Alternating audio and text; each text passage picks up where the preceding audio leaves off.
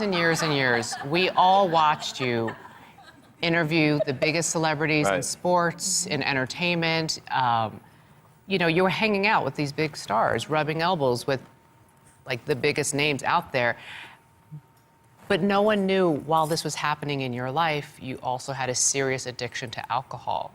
But then in 2005, a series of explicit voicemails that you left for an unknown woman were leaked to the internet.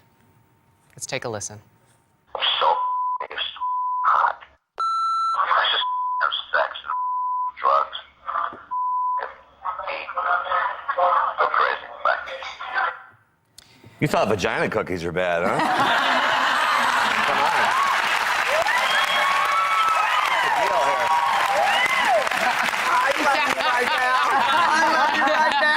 Well played, my friend. Now, you say those voicemails that you left were during a 2-day blackout. Yeah, 3 actually. You know, it's a joke sometimes, but Charlie Sheen said, "Nice effort." That was his comment. I don't think I'm the first man to ever make that call, but you know, the first woman, yeah, too, right. Absolutely. But the serious part is I was in a blackout. That's not me. And the more serious part is I could have been driving. I could have run over somebody's family. I could have been. That's right. You know, thank God I was in New York and had a car and driver. But that's the problem with alcoholism. And that was a blackout. And I don't remember it. There were no hookers. I can't remember the day. I know I was in bed by 7, someone said. But and we had an embargo on me and guess for the show. And guess who got the first interview? Julie. Remember that day? Yeah.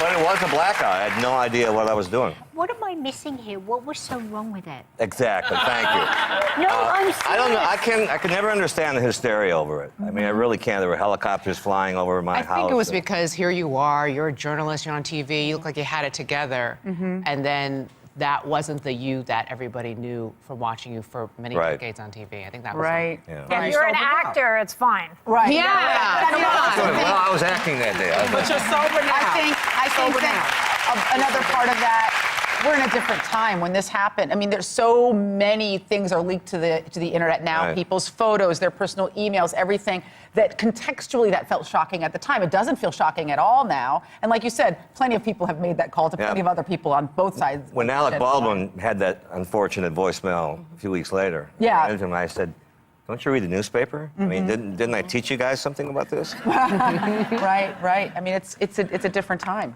It's a different time. Now, it would have been another 3 years after that till you actually fell to rock bottom. Right. And then you went into your last rehab.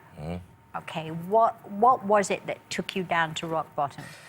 You know, alcoholism is the only disease that people never say they have. And you lie to yourself, and I was lying to myself. My last day, I was alone at my house in Nantucket to rest.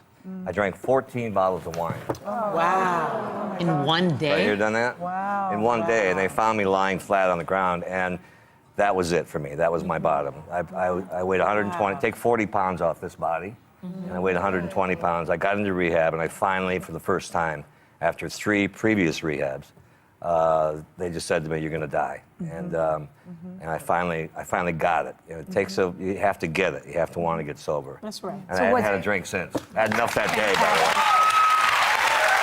Do you think that it was it the 14 bottles of wine, or do you think it was them saying you're going to die? Was there a moment that made it be your last trip to rehab? Because certainly, I'm sure you had a lot of horrible experiences up to that point. How are you so sure about that?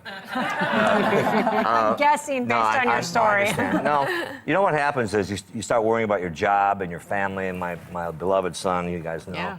And they said, stop worrying about that stuff and start thinking about you. Yeah. And I did that.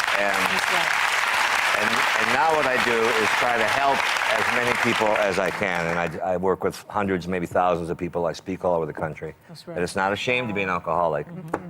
And we drive safely. That's right. 6 years sober.